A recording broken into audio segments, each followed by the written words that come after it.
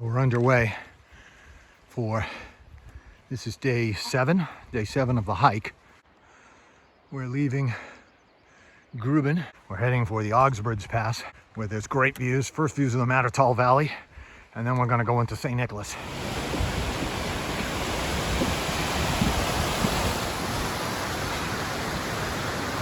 Moving up through the woods. The trail is not as steep out of the village as it was yesterday, which is good. So today is a long descent into a very deep valley. We plan on taking the cable car out of Jungen, and that would save us the bottom part of the descent. Sylvia was very nice. She opened this gate for me, see? And closed it after me. Very nice. Thank you, love. Still going up. Not terribly steep. Sylvia insists that this is my bathtub. I'm just reporting the facts. A little more than an hour underway now and getting great views. We're still a couple hours from the Augstborgspas, but the good news is the trail is rising much more easily than I thought it would. Hopefully that continues at least till we reach the col itself, and then no doubt it will be steep. We just heard a cow in the distance. Cows have been a story on this trip, if you've been following along.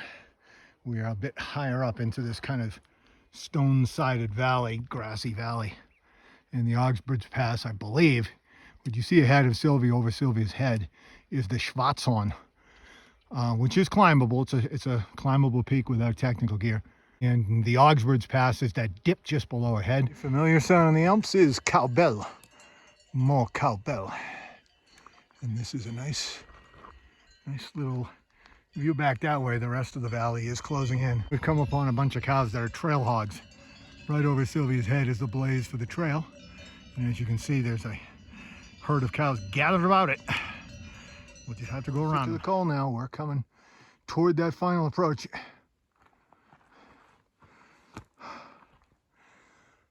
That's what we come through. A minute ago, I photographed that and I said, that's the rocky col we're going through. That is not the rocky col we're going through. We are going through that col up there, which actually looks a lot better than that one. Just about to begin final approach to the col of the Augstborgspas, which is kind of out of sight now, but it's right up there. We just heard a huge bang, shook the ground. I think it was thunder from the other side of that ridge, but it might have been an avalanche too. It was a huge boom like a cannon. We're higher now,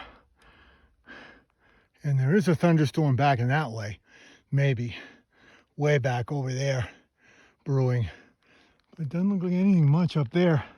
I don't know what that boom was, but I'm not going to sit here. Past ahead you can see some glint of steel from up there, somebody coming down their poles or whatever.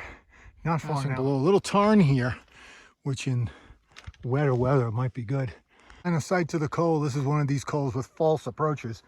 We just went through a fairly difficult boulder scramble. While we're going through it, kind of dark clouds approached, but the first rank of them kind of dispersed, so I think we're going to have a window of good weather here. Almost there. Almost there. All right, we're here in the Augstborgspas. We've beaten the bad weather. Still very sunny here, and ahead of us, those clouds appear to be like gathering force for later. So we're gonna take a quick break here and then go down. Very beautiful place. That, by the way, there's where Sylvia is. If you look over in that direction, that is the Mattertal Valley. Up valley that way is the Matterhorn, which we would see right now, but these peaks are in the way. It's not going to show up today. It's a rocky area here. We're down off the col. We're well off the col now. I want to get down to about where you see that circle in the grass there. That's where I'm going to feel safe, because there was some weather coming in. So we're moving down. I think we're past the worst part. I think we're past the steepest pitch. Reach the bottom of the col down in that round area that I photographed from back there. You can see some of the trail coming down. And trail down here is much easier, and I think it will continue to get easier for a ways, though we have some uphill to do. Appreciate you looking out for me. Sylvia was trying to improve my technique with some suggestions as we come down to the bottom of a rocky draw here. A lot of rocks on this trail, but it actually is not that difficult to trail. Junction up ahead.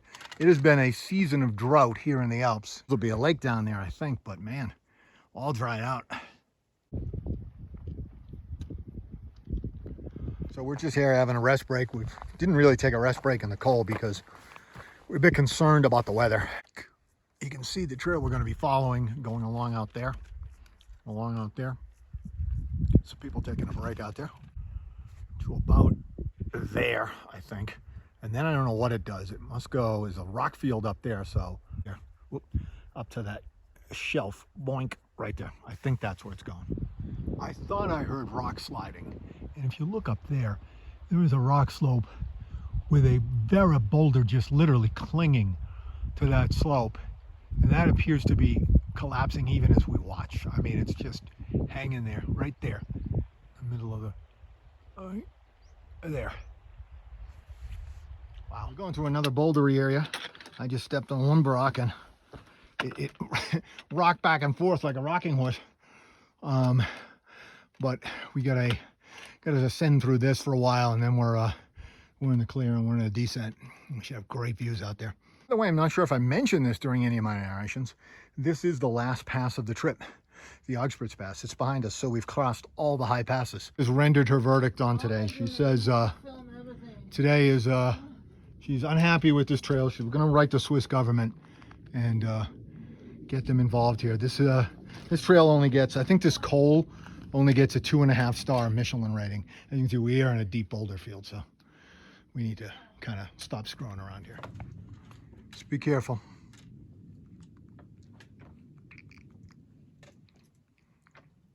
Going along the hillsides, we are on a pass through 2 rocky zones there that were a little bit, first one especially, is a little bit difficult. Well, we've traversed to our rest stop.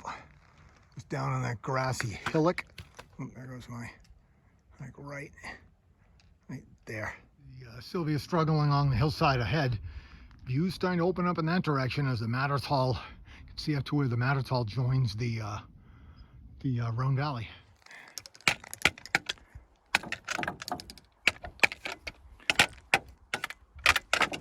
Oh, that's moving. Quite the boulder field here, but it's not much of rocky sections, and the views are starting, man, I'm telling you. I'm a little confused about this trail.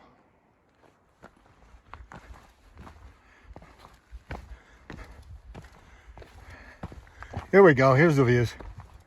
If I hadn't seen those people going this way, I'd be confused about this trail. So, this is a lot more trail than I thought we would bite off for today. This is tough. That was one of the hardest rock hops I've ever had. Hardest boulder scrambles I've ever had. So it's some sketchy sections. You can see them down there, but it's much easier, this dirt trail. So we got to go around that and get a look at where we are. Moving on, just filming. So I just want to show the path that we're on. We did not expect it to be this nasty. We really didn't. Almost there though. We just came through an extremely dangerous area of trail. It might be the most dangerous thing I have ever done in my life. It was a slide zone, only maybe about 6 feet across, loose and crumbly.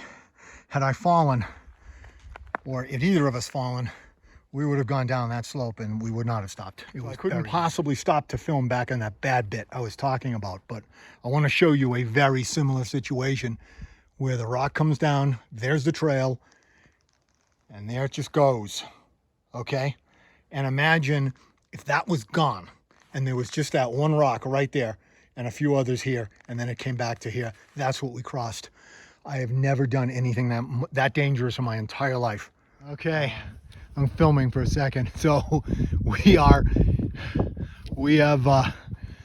turned the corner and we're at the viewpoint, and we can now see the Mattertal all the way from the Bernese Alps and the Rhone Valley, looking toward Liechtenstein and Austria, all the way there, looking to those peaks right there. That's the Italian border. Look at those. Look at that's part of Monterey. Yeah, so that's look at that glacier. So Sylvia just pointed out that across the way is the Mattertal group. The Dome, I think, is up there. Dome is the highest point in Switzerland, entirely within Switzerland. That right there is the Weisshorn. Down there, that's part of the Monte Rosa Massif. That's the second largest mountain in Western Europe. And hiding behind there somewhere, in that direction, somewhere behind there, is the Matterhorn. It's not, you can't see it, but it's hiding behind there. I think it's hiding behind that peak called the Mittelhorn. You might be able to see just the top of it, but that's it. Wow. So this is the big viewpoint, one of the best viewpoints of this trip, except for maybe the one with the Matterhorn in it. And I'm telling you, that was a lot of work to get here. That was a tough little mile and a half we just came through.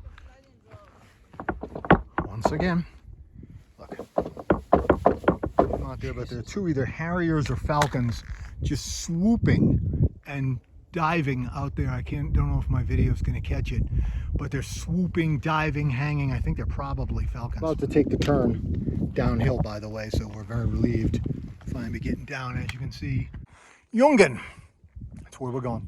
We're coming down, and we've reached tree line. Came down from up there somewhere, and we're going down. Jungen is somewhere behind these trees. As you can see, we've reached tree line. About 4 o'clock. 35 minutes from Jungen, where the cable car station is. So that's a little bit further than I was hoping. It's about a mile of downhill. Further down now, and 25 minutes outside of the village of Jungen, which we still haven't seen yet. Crossing the slide zone.